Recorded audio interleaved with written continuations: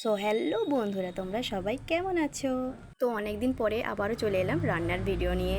তো এখানে কয়েক পিস কাতলা মাছের টুকরো নিয়ে নিলাম, লবণ হলুদ লঙ্কা গুঁড়ো দিয়ে ভালো করে মেখে নিলাম। তারপর তেল গরম হয়ে গেছে, তো মাছগুলো একে একে ঝাঁপ দিল তেলের মধ্যে।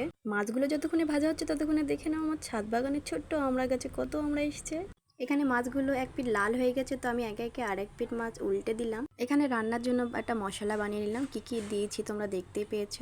কড়াই এখানে গরম হয়ে গেছে, তো পরিমাণ মতো সাদা তেল দিয়ে দিলাম পেঁয়াজ কুচি। তো ভালো করে নাড়াচাড়া করে লাল লাল করে নিয়ে ঢেলে দিলাম সবজিগুলো। আর এগুলো হলো ওলের মুখি। প্রথমে লবণ দিয়ে ভাজা ভাজা করে নিলাম, তারপরে দিয়ে দিলাম বেটে রাখা মশলাটি, যেটা আমি আগে থেকে বানিয়েছিলাম। কিছুক্ষণ ভালো করে কষিয়ে নেব। তারপরে দিয়ে দেবো আদা রসুন বাটা। দেওয়ার পরে আবারও অনেকক্ষণ কষিয়ে নেব।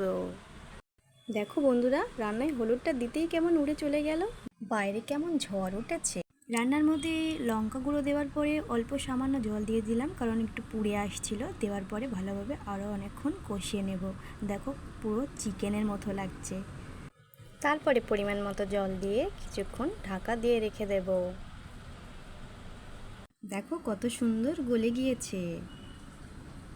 তারপরে ভেজে রাখা মাছগুলো একে একে দিয়ে ওপর থেকে ভাজা মশলা ছড়িয়ে দিলাম।